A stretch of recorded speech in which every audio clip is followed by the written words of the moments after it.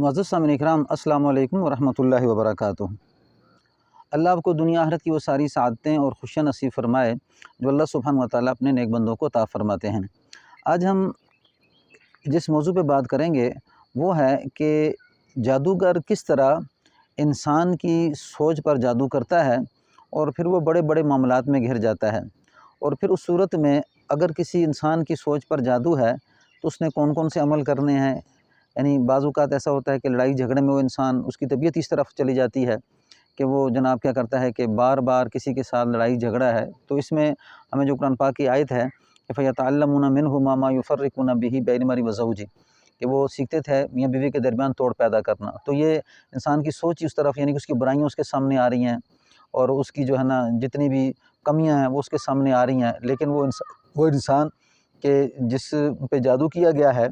उसके जहन को बदल दिया गया है, उसका नेकियों की तरफ उसका ख्याल नहीं होता कि इस इंसान ने कितनी नेकियां की हैं, बल्कि वो बुराइयों की तरफ ही माइल रहता है।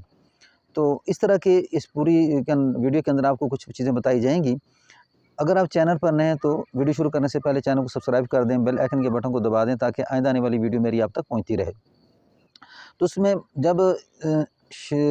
जादूगर जो होता है किसी को अपने शिकंजे में फंसाने की कोशिश करता है, तो कोई आदमी उसके पास अगर जाता है किसी के बारे में कि भाई उससे पूछता है, कहता है कि भाई ये आदमी है, इसके दरमियान लड़ाई झगड़ा पैदा करना है, तो फिर वो क्या करता है कि शैतान बंदे की सोच पर हमला करता है। यानी क्या करता है, अपने जादू के असर से वो जिन्नात को भेजता है और फिर वो जिन्नात, शयातीन जिन्नात जो हैं वो उन दो बंदों के दरमियान नफ़रत पैदा कर देते हैं और इससे फिर आगे लड़ाई बढ़ना शुरू हो जाती है। और फिर क्या होता है कि वो शैतान बुरी बातें उस बंदे के दिमाग और दिल पे डालता रहता है और उसका जो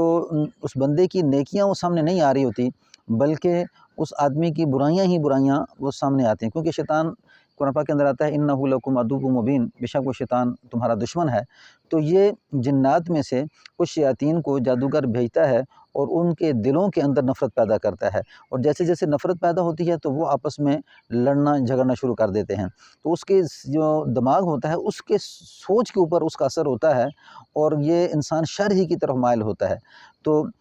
जब वो इंसान शर ही की तरफ माइल होता है तो दो आदमियों के दरमियान जो है ना नफ़रत पैदा हो जाती है और ये एक दूसरे से नफ़रत करना शुरू कर देते हैं, मियाँ बीवी के दरमियान, माँ बाप बहन भाइयों के दरमियान, और इस तरह की कफ़ियत होती है। लेकिन बंदा चूँकि समझ नहीं रहा होता तो उस वजह से ये इंसान नुकसान उठाता है। तो अगर इस तरह की सूरत हाल हो तो जब भी आप देखें तो दोनों चीज़ों का मुआवजा करें कि इसकी नेकी क्या है और फिर इसकी मेरे साथ बदी क्या है। अब इन दोनों चीज़ों का मुआवजा करेंगे तो आपको समझ में आएगी कि ये इंसान मेरे लिए बेहतर है या नुकसानदेह है। फिर बाज़ औक़ात ऐसा होता है कि ये ज़ालिम लोग किसी कोई इंसान किसी लड़की के चक्कर में किसी जादूगर के पास जाता है, तो फिर वो उस लड़की के जो दिमाग में, दिलो दिमाग में उस आदमी की मोहब्बत डालने की कोशिश करता है। तो उसमें वो क्या करता है कि उसकी कोई सूरत पे उसका अमल कर देता है, या वो कोई उस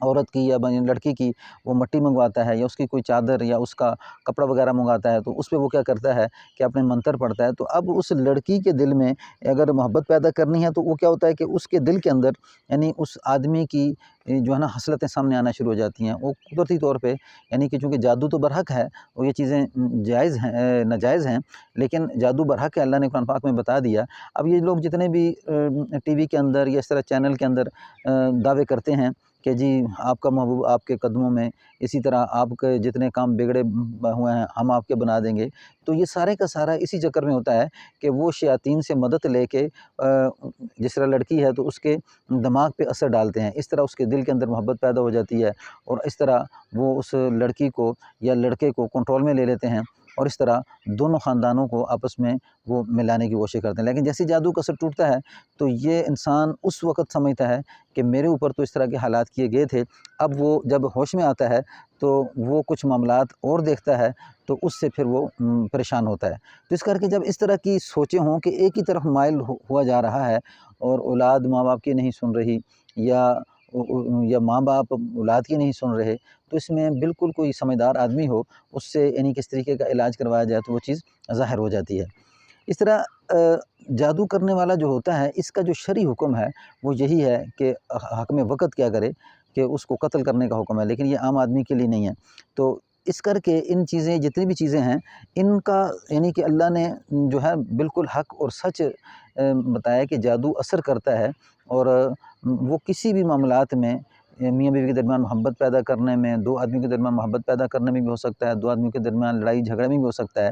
تو یہ ساری چیزیں ایسا ہو سکتا ہے۔ تو ایسے طور پہ جب اس طرح کے حالات ہو جائیں تو اس کے علاج میں انسان کو تھوڑی اپنے اوپر محنت کرنی ہوگی۔ تو اس میں 2-3 عمل ہیں کہ جن کو اگر جس طرح کوئی انسان